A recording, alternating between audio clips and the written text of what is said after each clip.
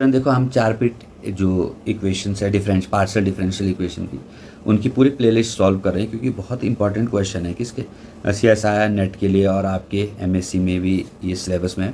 तो देखो ये क्वेश्चन है p square minus Y square q equal to y square minus x square. तो इसका प्रोसीजर आपको पता है कि सबसे पहले हम क्या करते हैं, पी और क्यू की वैल्यू फाइंड करते हैं और उसके बाद क्या करते हैं, पी और क्यू की, फिर उसके बाद d z equal to p d x और क्यू डी वाई पे रख के जेड को कंप्लीट इंटीग्रल फाइंड कर देते हैं। ठीक है, सबसे पहले आपको पता होनी चाहिए ऑक्सिलरी इक्वेशन क्या होती है, वो सब पता ही होनी चाहिए। बहुत क्वेश्चन हमने करा दिए। ये 4th क्वेश्चन है हमारा, D x upon minus F P D Y upon minus F Q D Z upon minus F P minus Q F Q, और इसके बाद है एक्स वाई जेड के बाद P Q D P upon F X plus P F Z और D Q upon F Y plus Q F Z. ठीक है, अब एफ पी का मतलब समझ रहे हो ना क्या है, del f upon del P.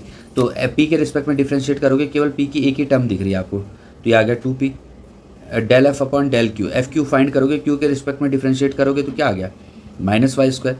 फिर एफ एक्स क्या आ गया, del f upon del x, x आपको ये दिख रहा है x square 2x। F y, y के रिस्पेक्ट में करोगे तो ये भी है और ये भी है, तो यहाँ से आ गया minus 2q Y minus 2y। और एफ जेड क्या है, जेड के रिस्पेक्ट में करोगे, कोई टर्म है जेड की, नहीं है तो जीरो। ठीक है, अब ऑक्सिलरी इक्वेशन में लग गया d x upon minus F P minus d Y upon minus F q, तो माइनस माइनस का क्या हो गया प्लस, समझ रहे हो ना, माइनस में डी जेड अपॉन क्या होता है माइनस पी एफ पी, तो minus P 2p minus Q F q.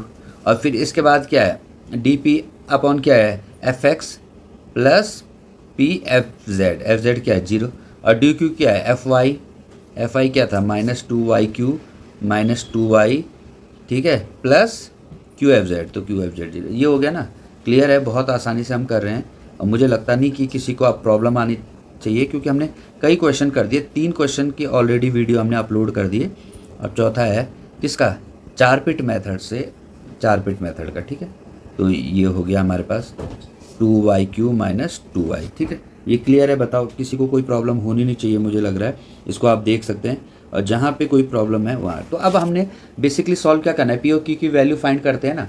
तो अब देखो यहाँ देखो D x upon minus 2p है और यहाँ डी पी अपॉन 2x है, यहाँ देखो p है, यहाँ p है, यहाँ x, तो इन दोनों को ले लेना आसानी से सॉल्व करने के लिए। ये रास्ता मुझे अच्छा लग रहा है। आप कई अन्य तरीके से भी सॉल्व कर सकते हो, ऐसा कुछ नहीं है, वह आपको मेन उस प्रोसीजर में रहना है। तो क्या हो जाएगा बताओ, x d x equal to minus p d p. ठीक है, तो इंटीग्रेट करोगे दोनों साइड, इंटीग्रेटिंग बोथ साइड, तो एक्स स्क्वायर बाई 2 ये हो गया minus p square by 2 plus constant ले लिया हमने, क्या ले लिया कांस्टेंट।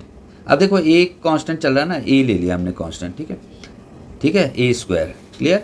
तो क्या हो जाएगा ये बताओ, और ए स्क्वायर कांस्टेंट तुम ए स्क्वायर बाई 2 भी ले सकते हो क्योंकि कांस्टेंट क्या है 2 में चल रहा है, तो 2 में भी ले सकते हो, या इसको आप ए स्क्वायर भी लिख सकते हो या स्मॉल ए स्क्वायर भी लिख सकते हो। इससे आपको सबको पता है कि इतनी कोई प्रॉब्लम होने वाली नहीं। तो एक्स स्क्वायर क्या होगा minus p square plus 2a square, x square minus p square, 2a square को हमने कैपिटल ए स्क्वायर ले लिया। ठीक है, तो ये बन गया हमारे पास X square plus P square equal to A square. तो हमें पी निकालना है ना, तो ये हो गया ए स्क्वायर माइनस एक्स स्क्वायर और पी हो गया root a square minus x square. ठीक है, अब क्यों निकालना है, तो हमारे पास जो और इक्वेशन गिवन है वो देखो क्या है, equation P square minus Y square Q minus Y square plus X square equal to zero, यही थी ना गिवन। अब देखो यहाँ देखो P square plus X square की वैल्यू क्या है, ए स्क्वायर का, समझ रहे हो, P square plus X square A square है ना, तो P square plus X square की जगह क्या रख सकते हो तुम, A square minus Y square Q minus. अब हमें क्यू की वैल्यू फाइंड करनी है ना, तो ए स्क्वायर इक्वल टू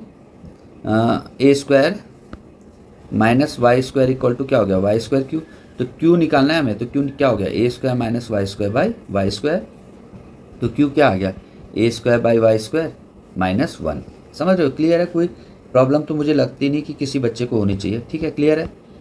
अब हमें क्या बोला मैंने, d z equal to p d x plus q d Y.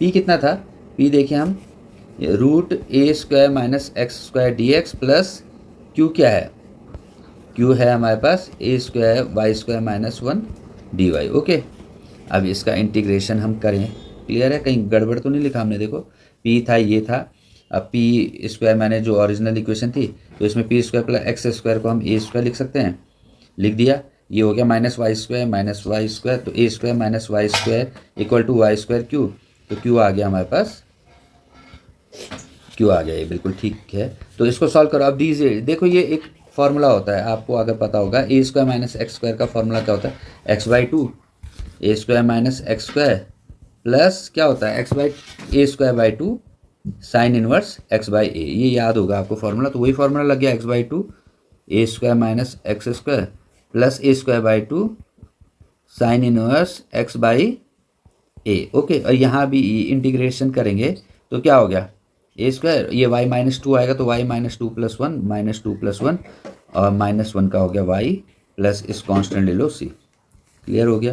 तो ये यहाँ भी इंटीग्रेट हुआ डी जेड, तो क्या हो गया, डी जेड का जेड, नहीं यहाँ तो डी जेड ही था, यहाँ इंटीग्रेट करके क्या आ गया, जेड आ गया। ठीक है, तो z equal to x square x by two A square minus x square plus a square by two sine inverse x by a plus ये क्या आ गया, माइनस ए बाई वाई और माइनस वाई प्लस सी। तो ये आपका required complete integral आ गया। तो मुझे लगता नहीं कोई डाउट होगा, तो पूरी प्लेलिस्ट को देखो, तब आपको क्लियर पूरा समझ आ जाएगा। Thank you very much.